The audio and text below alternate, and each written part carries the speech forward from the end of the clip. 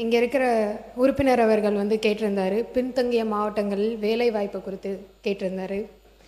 இதை அறிந்த நமது மாண்புமிகு முதலமைச்சர் அவர்கள் அன்றே தன்னுடைய வாக்குறுதியில் வெற்றி தமிழகம் மிஷன் டாக்குமெண்ட் பின்தங்கிய மாவட்டங்களுக்கு வேலை வாய்ப்பை உருவாக்குவோம் என்று சொல்லியிருந்தார்.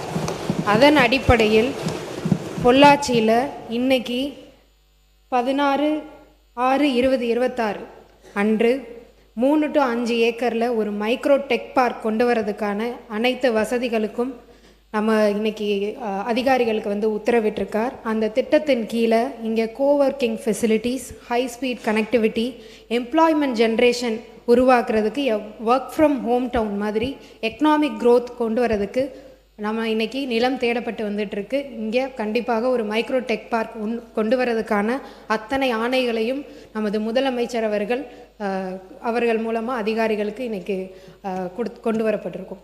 நன்றி. மாண்பு உறுப்பினர் சீக்கிரமாக நன்றி சொல்லி முடிக்கலாம்.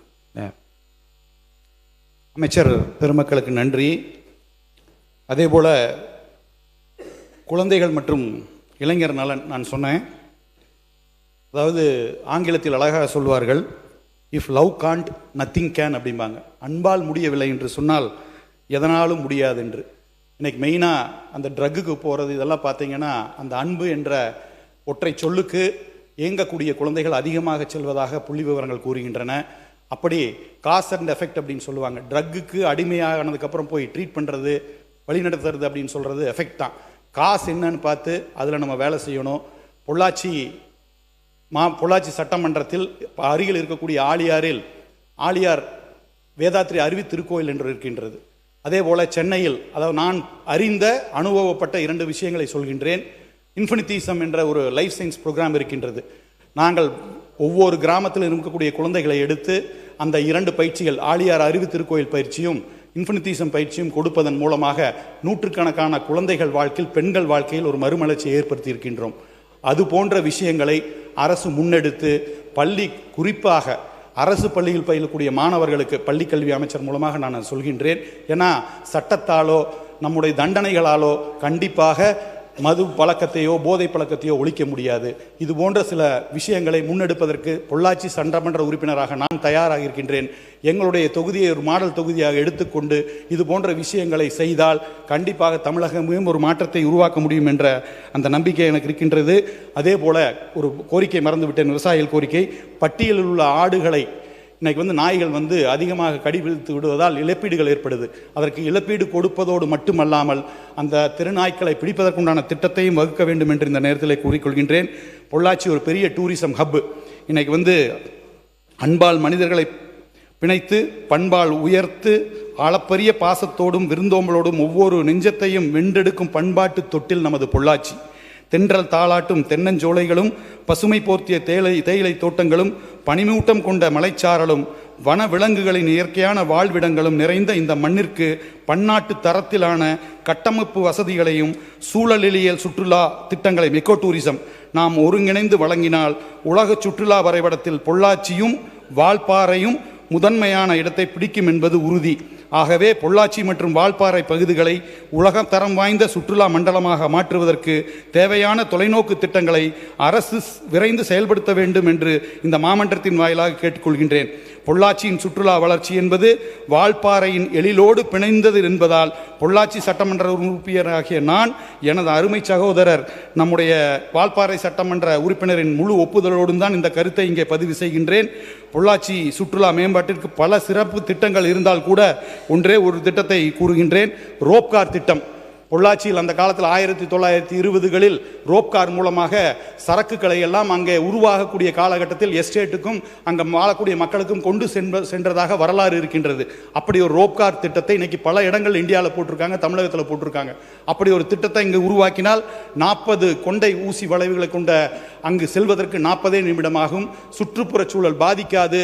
வெளிநாடுகளிலிருந்து பயணிகள் அங்கு வரக்கூடிய அந்த வாய்ப்பு இருக்கின்றது. பொருளாதாரம் வளரக்கூடிய வாய்ப்பு, அரசாங்கத்திற்கு வருமானம் ஈட்டி கொடுக்கக்கூடிய இந்த திட்டத்தை உடனடியாக நீங்கள் செய்ய வேண்டும் என்று கேட்டுக்கொண்டு கடைசியாக நன்றியாக இன்றைக்கு இந்திய துணை கண்டத்தில் உள்ள அனைத்து மாநிலங்களுக்கும் முன்னோடியாக வளர்ச்சி பாதையில் தமிழ்நாடு ஒரு முன்னணி மாநிலமாக திகழ்கின்றது என்று சொன்னால் அது தற்செயலாக நடந்த ஒன்று அல்ல. தமிழ்நாட்டின் இந்த வளர்ச்சிக்கு குறிப்பாக ஏழை எளிய மக்களின் கல்வி மேம்பாடு, பொருளாதார உயர்வு, தொழில் வளர்ச்சி, விவசாயத்தில் அடைந்துள்ள மகத்தான முன்னேற்றம் ஆகிய அனைத்து துறைகளின் உயர்விற்கும் கர்மவீரர் காமராஜரின் காலம் தொட்டு இங்கே எதிர்க்கட்சிகளாக வரலாற்று பங்காற்றிய திமுக, அதிமுக ஆகிய திராவிட கட்சியின் பங்களிப்புமே பிரதானம் என்பதை நாம் அனைவரும் ஒற்றுக்கொள்ள வேண்டும். கடந்த 60 ஆண்டு காலமாக தமிழகத்தை ஆட்சி செய்தவர்கள் இந்த மண்ணை சமூக நீதி பூமியாகவும் தொழில் நலமிக்க மாநிலமாகவும் செதுக்கி இருக்கின்றார்கள் என்பதை யாராலும் மறுக்கவோ மறைக்கவோ முடியாது.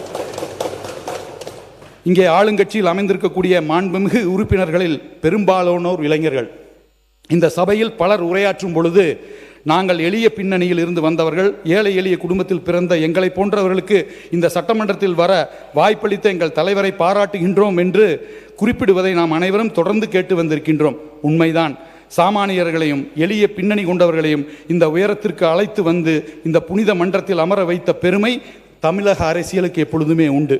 ஆனால் இளைஞர்களாகிய அவர்கள் பிறந்தது முதல் இன்றைக்கு இந்த சட்டமன்றத்தில் உறுப்பினராக வந்து அமரும் வரை அவர்கள் வாழ்க்கையில் ஒவ்வொரு கட்ட வளர்ச்சியிலும் தமிழக அரசின் பங்களிப்பும் நலத்திட்டங்களும் நிச்சயமாக இருந்திருக்கின்றன. அந்த தமிழ்நாடு அரசு என்பது கடந்த 50 ஆண்டுகளாக திராவிட கொள்கையின் அடிப்படையில் அமைந்த அரசுதான்.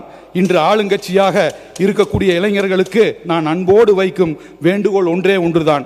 அரசியல் களத்தில் பார்வைகளும் பயணங்களும் வேறாக இருக்கலாம். அரசியல் களத்தில் பார்வைகளும் பயணங்களும் வேறாக இருக்கலாம். ஆனால் இந்த மாநிலத்தை 60 ஆண்டுகளாக வழிநடத்தி வந்த திராவிட இயக்கங்களின் மூத்த தலைவர்களின் ஆனால் இந்த மாநிலத்தை 60 ஆண்டுகளாக வழிநடத்தி வந்த திராவிட இயக்கங்களின் மூத்த தலைவர்களின் ஆலோசனைகளை கேட்டும் அவர்களின் நீண்ட நாள் அனுபவத்தில் இருந்து பாடம் கற்றுக்கொண்டும் நீங்கள் செயலாற்ற வேண்டும் என்று அன்போடு கேட்டுக்கொள்கின்றேன். அப்படிப்பட்ட முதிர்ச்சியான அணுகுமுறை இளைஞர்களான ஆளுங்கட்சியினருக்கு ஒரு நல்ல வழிகாட்டியாக அமைவதோடு மட்டுமல்லாமல் நம் உயிரினும் மேலான தமிழ்நாட்டின் எதிர்கால வளர்ச்சிக்கும் மாபெரும் துணையாக நிற்கும்.